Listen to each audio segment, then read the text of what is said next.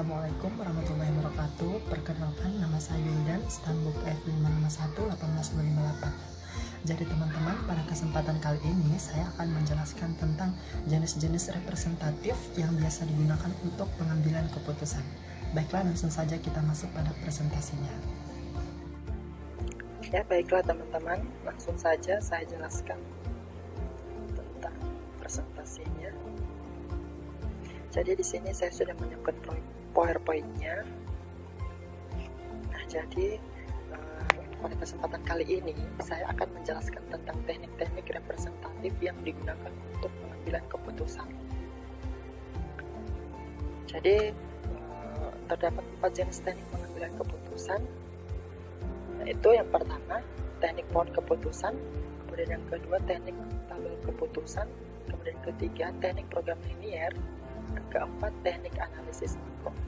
Jadi pada kesempatan kali ini saya akan menjelaskan dua teknik saja, yaitu teknik pohon keputusan dan teknik tabel keputusan.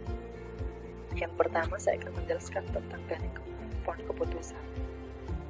Jadi pohon keputusan itu merupakan sebuah sistem yang manusia kembangkan untuk membantu mencari dan membuat keputusan untuk masalah-masalah tersebut. Kemudian memperhitungkan berbagai macam faktor yang ada di dalam lingkup masalah tersebut. Teknik pohon keputusan juga merupakan pemetaan mengenai alternatif-alternatif pemecahan masalah yang dapat diambil dari masalah tersebut. Pohon keputusan tersebut juga memperlihatkan faktor-faktor kemungkinan atau probabilitas yang akan mempengaruhi alternatif-alternatif keputusan tersebut, disertai dengan estimasi hasil akhir yang akan didapat bila kita mengambil alternatif keputusan tersebut. Kemudian yang ketiga itu ada tahap dari pohon keputusan itu, yaitu yang pertama mendefinisikan dan merincikan masalah secara jelas. Kemudian yang kedua menggambarkan struktur dari pohon keputusan. Ketiga menentukan nilai PO dari setiap kombinasi alternatif kemungkinan. Kemudian yang keempat itu menentukan nilai peluang dari seluruh kemungkinan dan keputusan. Yang kelima menyelesaikan masalah dengan menghitung expected monetary ROI atau expected opportunity loss.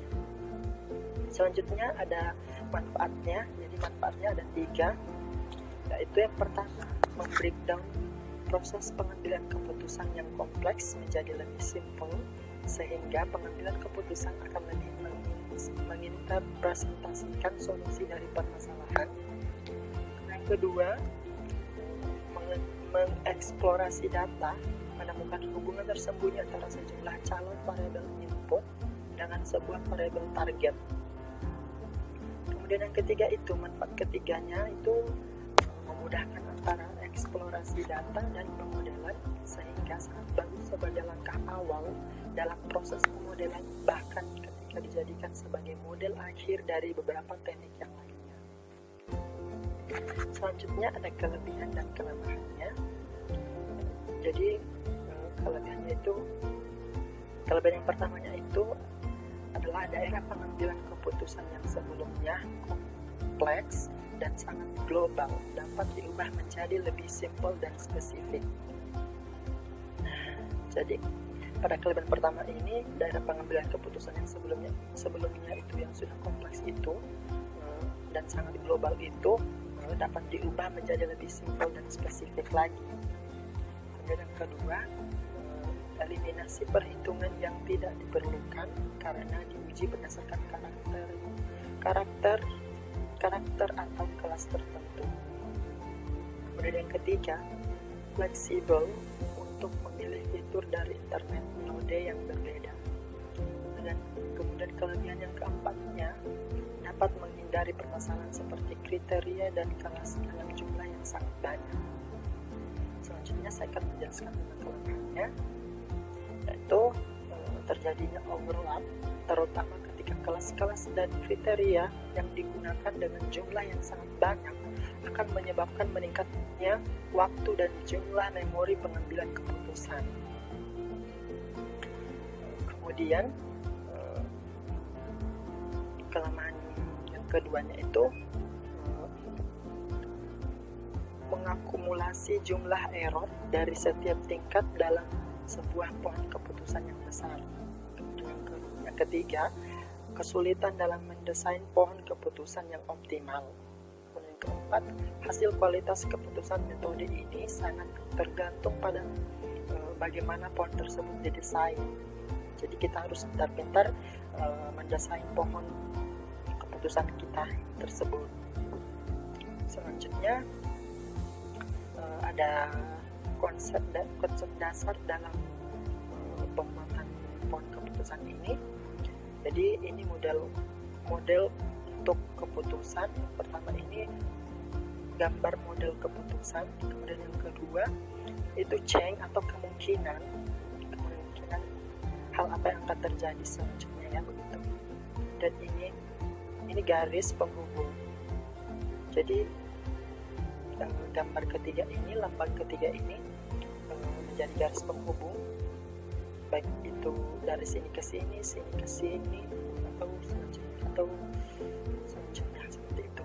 Kemudian yang keempat ini alternatif keputusan, yang kelima alternatif kemungkinan yang terjadi.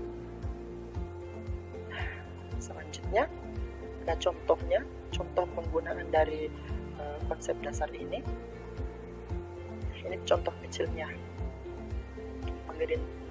mengidentifikasi masalah. Misalnya dalam sebuah bisnis itu, ada yang organik, semi organik, dan non organik. Saat dia masuk di sini, di organik ini, maka kemungkinan yang akan terjadi itu ada 3, ya, tinggi, sedang, dan rendah. Kemudian pada semi organik ini ada 3 juga, tinggi, sedang, rendah. Non organik juga seperti itu, tinggi, sedang, rendah. Nah, jadi ini keputusan yang sangat keputusan kita berbisnis. Nah, keputusan kita itu ada 3 di dalamnya, yaitu bisnis organik, semi organik, dan non organik. Selanjutnya itu ada kemungkinan yang terjadi. Di sini lambang kemungkinan yang terjadi. Ya, seperti itu. Seperti ini gambarnya. Kemungkinan yang terjadi ini ya, hasil produksinya itu bagaimana. Hasil produksinya bisa saja tinggi, bisa saja sedang, bisa saja rendah. Seperti itu. Ya, nah ini tadi garis yang saya jelaskan, garis penghubung ini. Nah, dia akan menghubungkan antara lambang yang satu, proses pohon yang satu ke proses selanjutnya, pohon selanjutnya, seperti itu. Ya, selanjutnya saya akan menjelaskan tentang tabel keputusan. Jadi tabel keputusan itu atau decision table itu adalah tabel yang digunakan sebagai alat bantu untuk menyelesaikan logika dalam program. Algoritma yang berisi keputusan bertingkat yang banyak sekali sangat bertingkat yang banyak sekali itu sangat sulit untuk digambarkan langsung dengan struktur English atau pseudocode dan dapat diubah terlebih dahulu dengan menggunakan tabel keputusan. Dengan demikian, tabel keputusan alternatif digunakan bila mana kondisi yang akan diseleksi itu di dalam program tersebut itu jumlahnya cukup banyak dan rumit. Seperti itu. Selanjutnya, struktur tabel keputusan itu ada 4.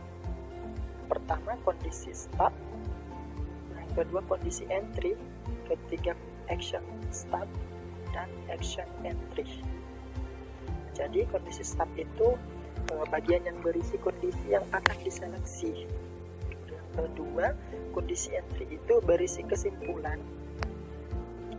berisi kemungkinan dari kondisi yang diseleksi, yaitu kondisi seperti kondisi yang terpenuhi diberi simbol Y dan tidak terpenuhi itu diberi simbol N.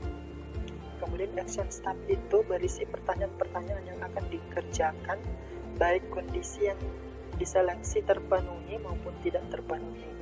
Kemudian action entry itu digunakan untuk memberi tanda tindakan mana yang akan dilakukan dan mana yang tidak akan dilakukan. Selanjutnya saya akan menjelaskan tentang tahapan pembuatan tabel keputusan. Jadi tahapnya itu ada 5. Yang pertama, menentukan kondisi yang akan diseleksi. Kemudian yang kedua, menentukan jumlah kemungkinan kejadian yang akan terjadi. Kemudian yang ketiga, menentukan tindakan yang akan dilakukan. Keempat, mengisi condition entry sedemikian rupa sehingga semua kemungkinan kejadian bisa terwakili. Kemudian kelima itu mengisi action entry-nya. Selanjutnya ada tahapan pembuatan tabel keputusan dalam bentuk struktur English. Jadi seperti ini contohnya. Ada penggunaan if, then, dan else if. Jadi contoh penggunaan if-nya itu seperti if unit dipesan lebih besar atau sama dengan unit minimum potongan dan pemesanannya dealer dan unit persediaan mencukupi. Kemudian then-nya mendapat potongan kirim semua yang dipesan. Kemudian else if-nya unit dipesan lebih besar atau sama dengan unit minimum potongan dan pemesanannya dealer dan unit persediaan tidak mencukupi. Seperti itu contoh penggunaan if, then, dan else if-nya. Jadi mungkin hanya itu saja yang bisa saya sampaikan teman-teman. Lebih dan kurangnya saya mohon maaf. Dan jika dari teman-teman ada yang ingin bertanya, mungkin masih bingung dari salah satu materi yang saya bawakan, bisa kirim pertanyaannya melalui kolom komentar yang ada di bawah. Oke, cukup sekian dari saya akhiri dengan ucapan wassalamualaikum warahmatullahi wabarakatuh.